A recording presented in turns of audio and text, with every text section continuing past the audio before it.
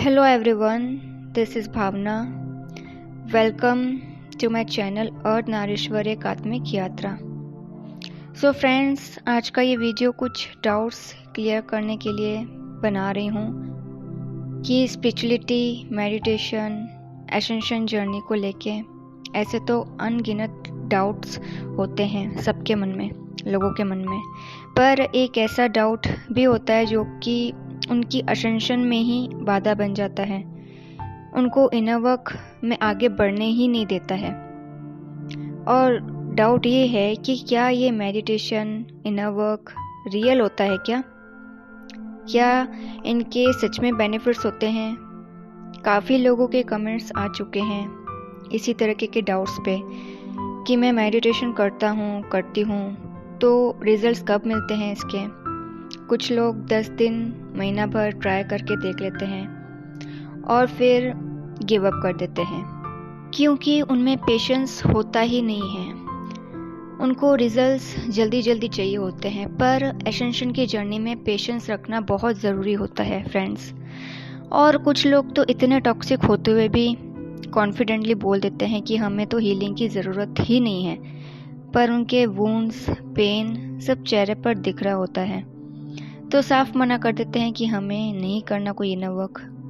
तो सवाल ये है कि क्यों चाहकर भी लोग हीलिंग थेरेपीज की तरफ आगे बढ़ नहीं पाते।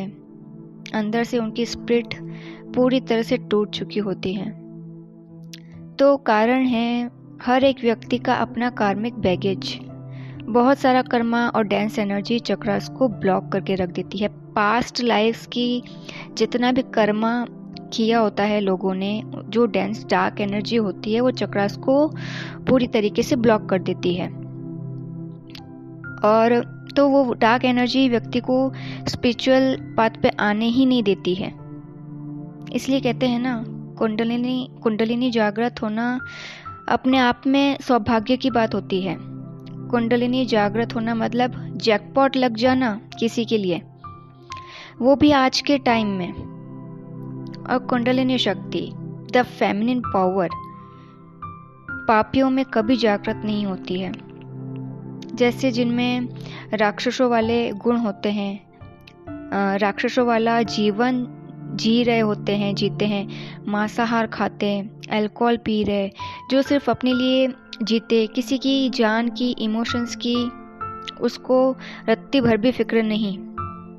पापियों की तो टेंडेंसीज ही ऐसी होती है, उनकी प्रवृत्ति ही ऐसी होती है कि बस मेरा सर्वाइवल चलता रहना चाहिए, बाकी दुनिया जाए भाड़ में। पर कुंडलिनी शक्ति, ग्रेट पावर ऑफ यूनिवर्स, सिर्फ पवित्र जीवात्माओं के भीतर ही जागृत होती है। अभी कुछ दिन पहले ही इस तरह से चैनलिंग हुई थी कि डिवाइन अपने पर्पस को पूरा करवाने के लिए उन्हीं आत्माओं का चयन करते हैं जिनका मन साफ होता है, पवित्र होता है, जिनके इंटेंशंस कभी बुरे नहीं होते हैं मानव जाति के लिए, जो इस लायक होता है कि उस डिवाइन के मिशन वर्क को, उसके डिवाइन पर्पस को पूरा कर सके। अब आप सोच रहे होंगे कि कर्मा बैगेज किस तरह से हीलिंग में बाधा बनता है, हीलिंग करने से व्यक्ति को रोकता है। तो सिंपल सा एग्जाम्पल देती हूँ। यहाँ पे 2 व्यक्ति होते हैं, एक बहुत मोटा होता है और दूसरा पतला होता है, और जाते जाते दोनों गड्ढे में गिर जाते हैं, बहुत गहरा गड्ढा। अब उन दोनों को बचाने के लिए एक व्यक्ति आता है, वो एक रस्सी के सहारे उनको ऊपर आने को कहता है। तो वो जो व्यक्ति पतला होता है, जिसका शरीर का भार कम होता है, वो थोड़ी मशक्कत करके, मेहनत करके बाहर निकल ही आता है उस गड्ढे से। और दूसरा व्यक्ति जो मोटा है, जिसका शरीर का भार उससे संभला ही नहीं जा रहा है, वो कोशिश तो कर रहा है गड्ढे से बाहर निकलने की, पर उसके शरीर का भार उसे वापस गड्ढे में गिरा देता है। और कोशिश करते करते वो व्यक्ति हार मान जाता है, गिव अप कर देता है कि मुझसे नहीं हो पाएगा, मुझे यही मेरे हाल पे छोड़ दो और आप दोनों चले जाओ।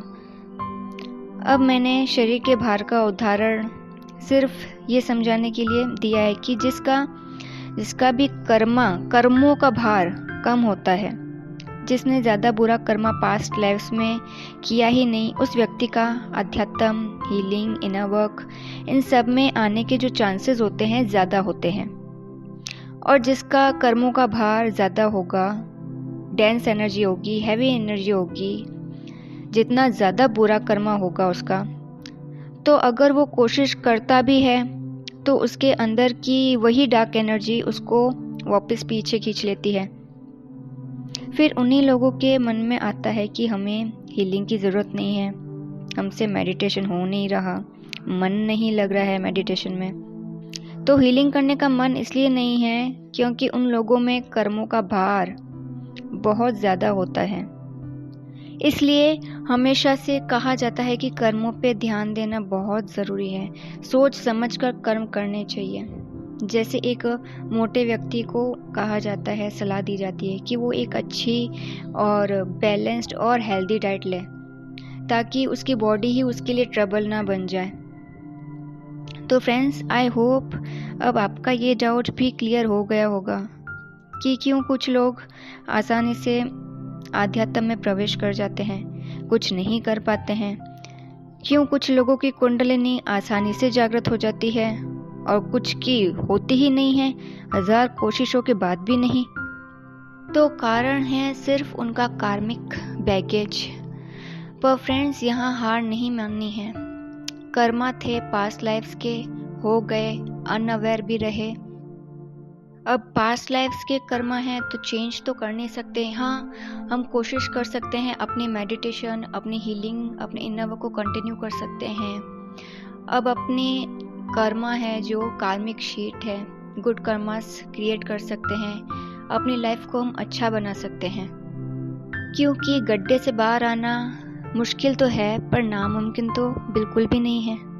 तो फ्रेंड्स, यही था मेरा आज का वीडियो को लाइक कीजिए, शेयर कीजिए और इसी तरह के गाइडेंस के लिए चैनल को सब्सक्राइब ज़रूर कीजिए। Till then, good bye, God bless you.